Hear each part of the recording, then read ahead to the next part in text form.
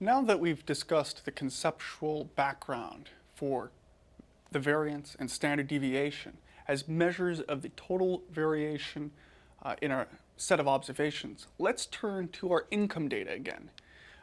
Our goal here is to obtain an idea of how spread out the income is in the United States. And we're going to use these measures of variance and standard deviation. So let's calculate the variance and standard deviation of this data set.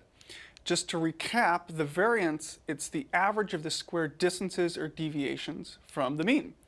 Because we're squaring the distances, the variance is always non-negative, so it's going to be positive or zero. The way we calculate the variance, however, it's going to differ slightly depending on whether we have a sample or a population. So when we discussed sort of the conceptual background for the variance and standard deviation, we sort of assumed that we had a population of data, even though we were talking about a sample. But in reality, when you calculate the variance and standard deviation, the formula will differ slightly depending on whether you have a population or a sample. So the variance from a population, meaning if we have the entire population, the variance we call sigma squared. That's just the Greek letter sigma, the lowercase sigma, with a squared term. This is just a reminder that when we talk about population parameters, we use Greek letters. So since we're talking about a population, we try to use Greek letters. So the variance is sigma squared. The variance of a population, you just add up all the squared distances from the population mean and divide by the total size of the population, which we call capital N. So all we're doing is we're taking each observation, we're subtracting out mu, the population mean, we're squaring it for each observation, and we're adding up all these squared deviations or distances, and then we're dividing by the total size of the population n. That'll give us sigma squared. That's the variance from a population. However, when we have a variance from a sample, we calculate it slightly differently and we use a slightly different notation. This is because in statistics, we like to keep track of whether we have a sample of data or a population of data set. So if our data set consists of a sample from a population, the variance we call S squared. We use Latin or Roman letters typically when we talk about a sample. It's calculated in a similar fashion conceptually. So we take the squared distances from the sample mean and we add up all of those together. But instead of dividing by the total sample size n, lowercase n, we divide by lowercase n minus 1. So the variance of a sample, it looks like the same formula for the variance from a population, but instead of dividing by the total sample size, we divide by n minus 1, the total number of observations in our set of data, subtracting out 1. Now you might ask, why n minus 1 and why not n? Well, this has to do with the fact that we're gathering a sample from a population. So one way to think about this is that in general, sample statistics, as opposed to population parameters, sample statistics, they're calculated based on the number of values that can freely vary in these sets of observations. This sort of number of independent pieces of information, this number of values that can vary freely, that's called the degrees of freedom. So we divide by n minus 1 because that's the degrees of freedom in our sample, which is closely related to sample size, but it's not the same. In general, the degrees of freedom associated with the sample statistic, it's the difference between the sample size n and the number of other sample statistics used in the calculation of the sample statistic of interest. So in this case, the sample statistic of interest is the variance. But to calculate the sample variance, we must use the sample mean. So the sample size is n, and we use one sample mean statistic to calculate the sample variance. So we have a value of n minus 1 for the total number degrees of freedom for the sample mean. So let's just go through this in detail just so it's clear. The sample mean is simply the values of all the observations in our sample divided by the sample size n. So we call the sample mean x bar.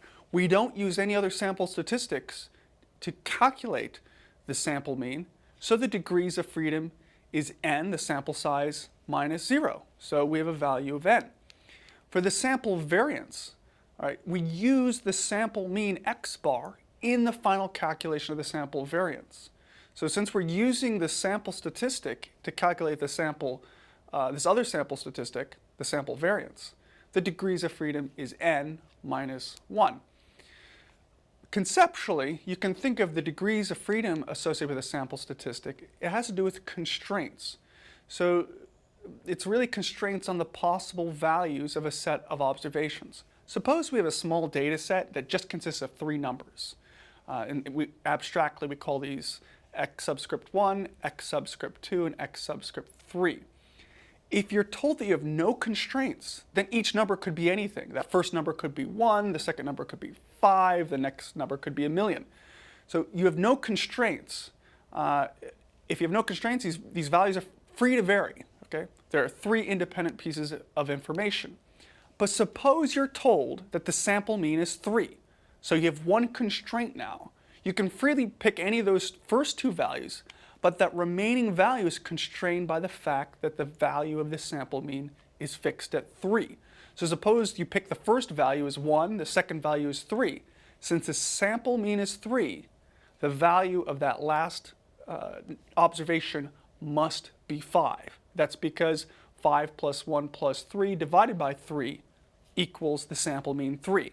So the problem, or the issue, is that the degrees of freedom is constrained for the sample variance because we already know the sample mean. We use that sample mean, and then it constrains the values of the remaining observations. So the degrees of freedom associated with the sample variance is n minus 1 because that sample mean acts as a constraint on the number of values that can freely vary.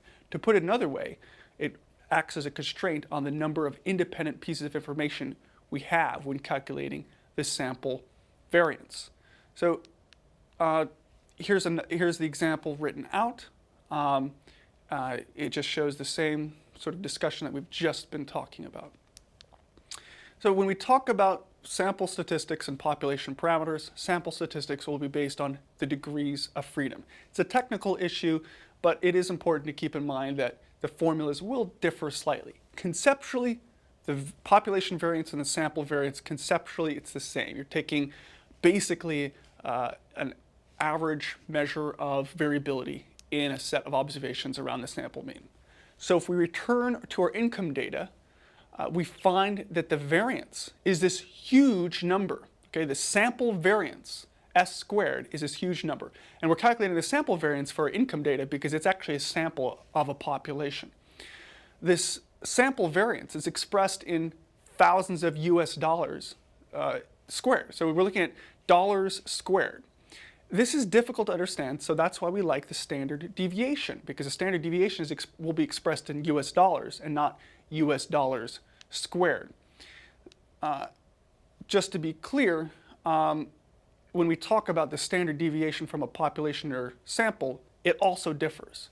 The formulas look the same. All we're doing is we're taking the square root of the variance. So for population, for population standard deviation, you take the square root of the population variance.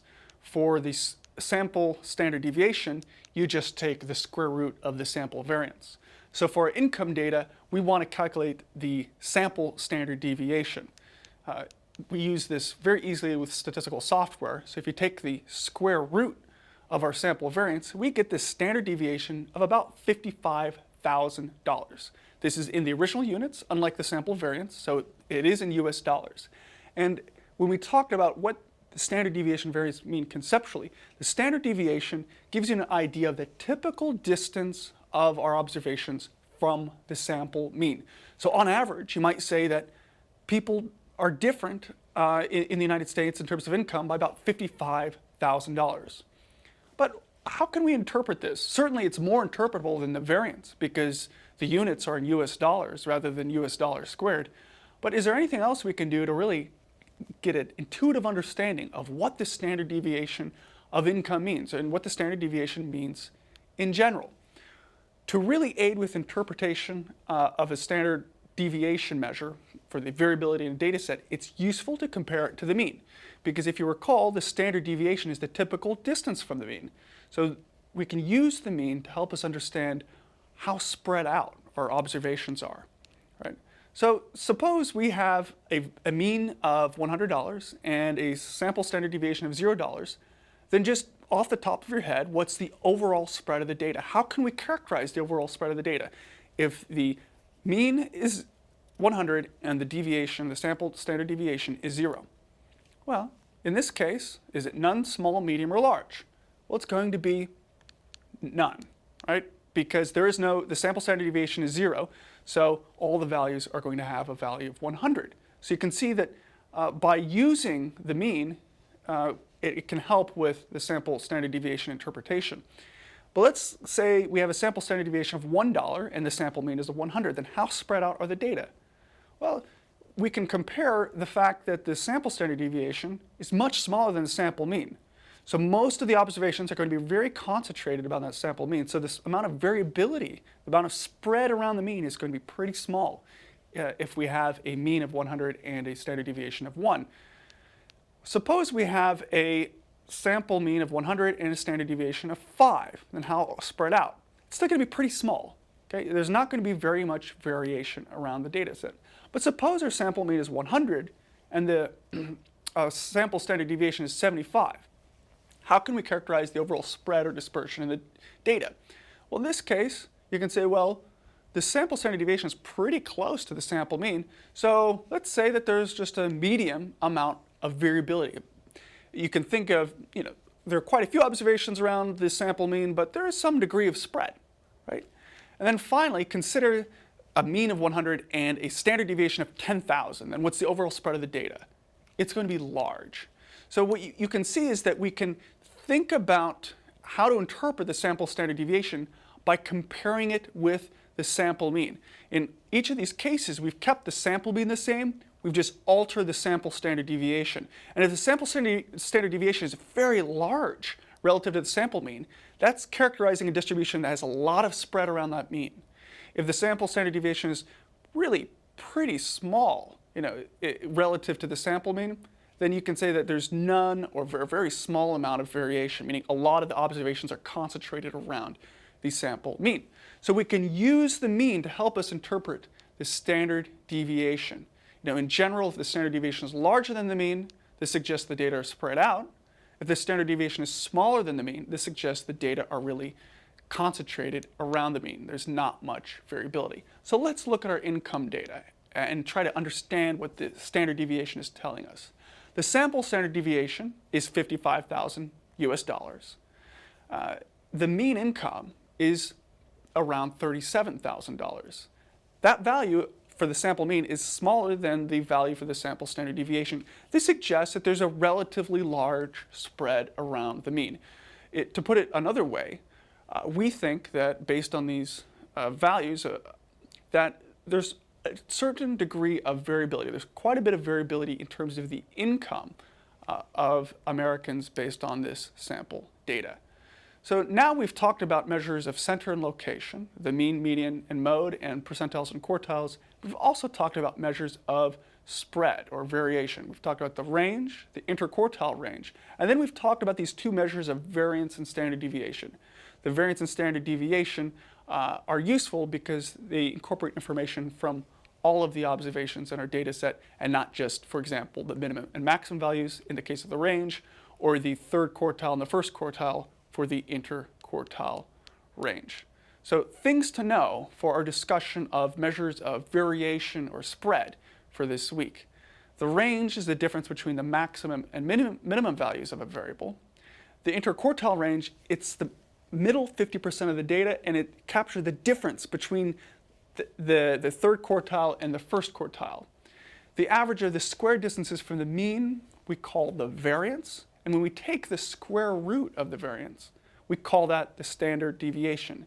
And the formulas differ slightly for the sample standard deviation and the population standard deviation, but conceptually, all you're doing is you're taking the sum of the square distances from the mean, dividing by the total number of observations or degrees of freedom for a sample, and you're taking the square root of that, and that will give you the standard deviation.